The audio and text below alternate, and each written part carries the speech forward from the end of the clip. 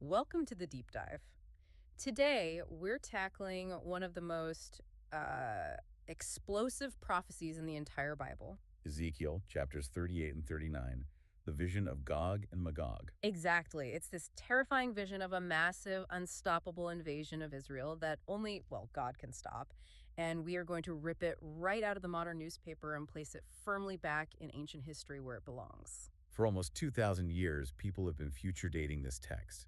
You look at the news today, and people are still pointing to modern nations, looking at satellite maps. Right, but our sources today, they challenge that entire framework. Yeah, Our whole mission in this deep dive is, well, it's pretty provocative. it is. We're here to show that this prophecy is not about some distant future war with, say, Russia or Iran. It's already happened. Specifically in the 2nd century CE. That's the big reveal, isn't it? The identity of this figure, Gog, isn't some symbolic superpower of the future.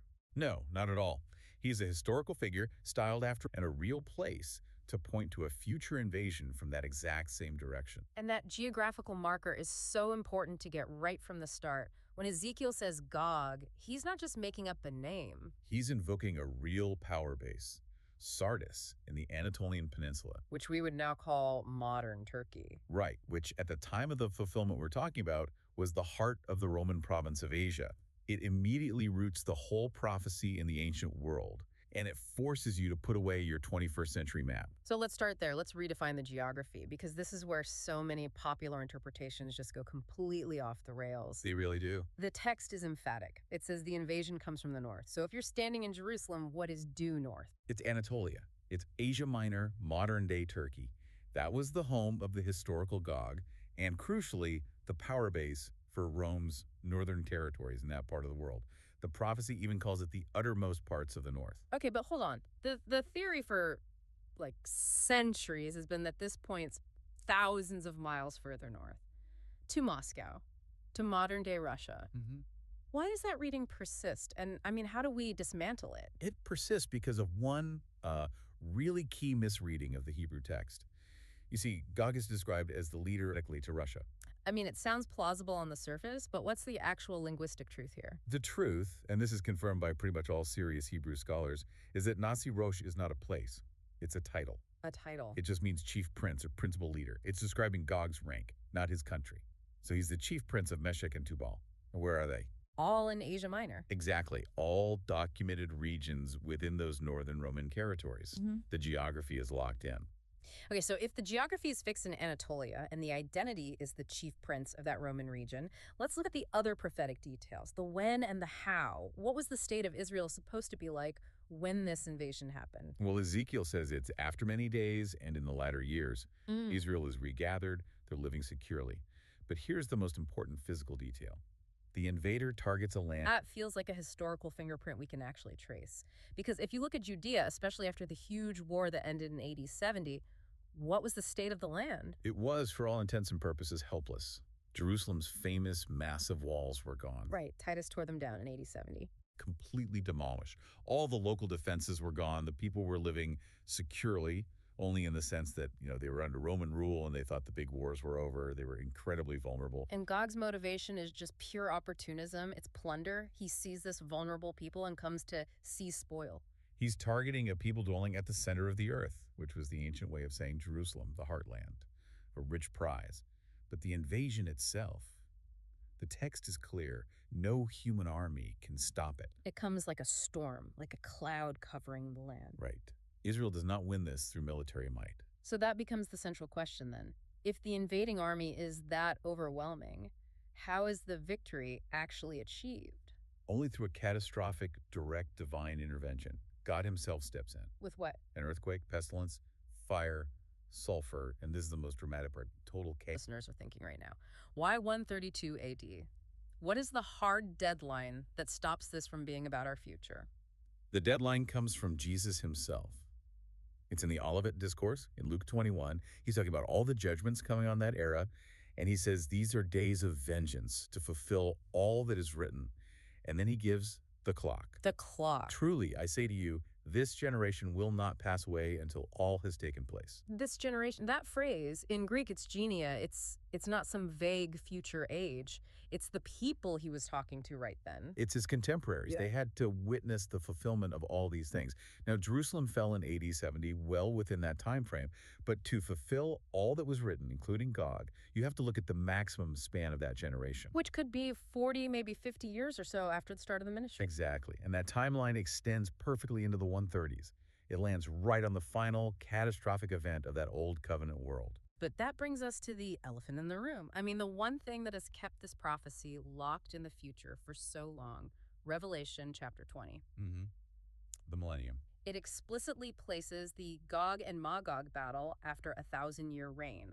So how can we possibly have a second century fulfillment? That is the biggest theological hurdle. But you resolve it by focusing on what actually defines that millennium in Revelation 20. Which is the binding of Satan. The binding of Satan. So if we're going to argue for a second century fulfillment, we have to show that this 1,000-year period, whatever it is, happened within that generational deadline. So the question becomes, was Satan bound during the first century? Was he locked away in a pit while the apostles were preaching? And the answer from the rest of the New Testament is a resounding no. The evidence is just overwhelming that he was active. Yeah. In Acts 5, Peter looks at Ananias and says, "Why has Satan filled your heart?" That's a very free and active adversary, long after the resurrection. And Paul goes even further. He calls Satan the god of this world in 2 Corinthians, who is actively blinding people. He's the prince of the power of the air who is now at work. It's all present tense. So if Satan was clearly free and working throughout the entire first century, then the 1,000 years of binding in Revelation 20 can't be a literal calendar 1,000 years stretching into our future. It can't. Not if you want to respect Jesus' own deadline. The period has to be symbolic.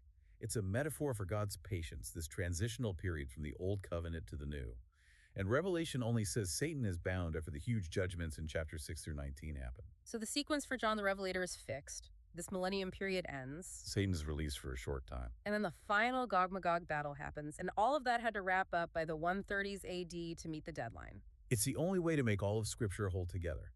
God shows patience, then he allows one final massive rebellion to judge those who rejected the real Messiah, and then he closes the book on that whole world system. Which brings us to the historical event itself, the one that fits every single one of these criteria.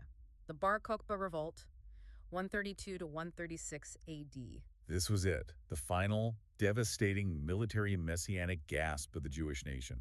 The leader, Simon Bar Kokhba, was literally renamed Bar Kokhba. Son of the Star. Son of the Star. He was proclaimed the Messiah by the most revered rabbi of the age, Rabbi Akiva. This man was the false Messiah, leading a massive rebellion against Rome and, spiritually speaking, against Christ.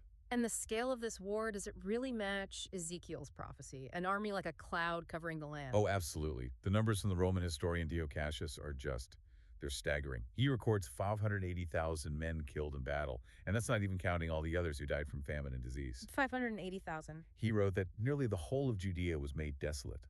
I mean, this was a catastrophe on a prophetic scale, an army like the sand of the sea. Just incomprehensible destruction. But the piece of evidence that, for me, just locks this all together is the Roman admission of how it ended.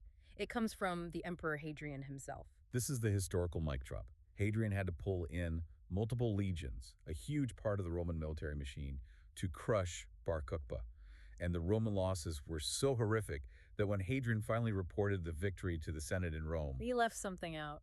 he allegedly omitted the traditional opening phrase of every Roman military dispatch, "I and the army are well." Because the army was not well. They were decimated. Precisely.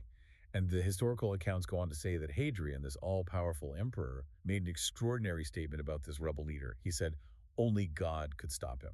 Only God could stop him. That's a direct external confirmation from the enemy that Gog's invasion was unstoppable by human power. It fulfills Ezekiel perfectly. And it was a profoundly spiritual war, too. The church historian Eusebius tells us that Bar Kokhba specifically targeted Jewish Christians. He would execute anyone who refused to deny that Jesus was the true Messiah and worship him instead. So it was a war waged by the released Satan against the faithful. Exactly as Revelation suggests. Let's look at the aftermath.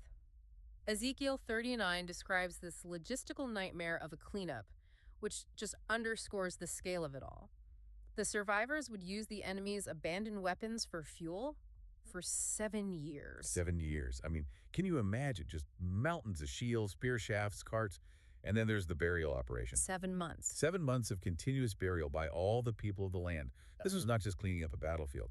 And the text even gives a location, the Valley of Ham and Gog, east of the Dead Sea, probably along the King's Highway in modern Jordan.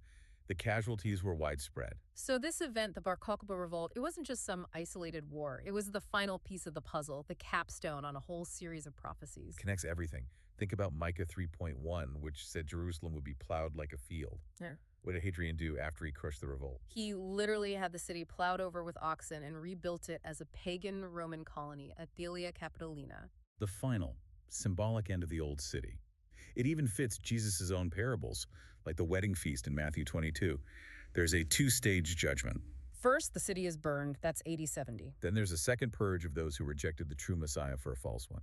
That's 132 to 136. It's the final shattering of the old world. And the last piece of synthesis here, the structural parallel, it's just incredible. In Ezekiel 38 and 39, you have the war, and it transitions immediately into the vision of the new temple and God's glory. And in Revelation 20, you have the war of Gog and Magog, and it transitions immediately into the vision of the new heaven, the new Jerusalem, the final dwelling of God with his people. Both prophets are describing the exact same hinge point in history. The end of the temporary, physical covenant, and the beginning of the eternal state for God's people. So to pull it all together then, Gog was not Russia. Gog was not some future alliance. Gog was Bar Kokhba, the false Messiah. He led the final great rebellion against Rome and against Christ, and that rebellion was crushed by divine judgment between 132 and 136 AD, right on time. It's the only conclusion that truly respects the geography, the timeline from Jesus, and the historical record. It means we should stop waiting for this prophecy. It's already been fulfilled. So what does that mean for you, for the listener who maybe has always been taught to look for these signs in today's headlines? Well, the fulfillment of these terrifying judgments in ancient history shouldn't diminish your hope. If anything, it should strengthen it. It should give you incredible confidence in the authority and the timing of Jesus' words. It proves that God is faithful to his promises of judgment, and therefore also faithful to his promises of what comes after. The ultimate future. The resurrection and the eternal dwelling of God with his people. A building not made with hands, eternal in the heavens. If the prophecies of destruction are already history, then we can look forward with absolute certainty to the glorious promises that remain.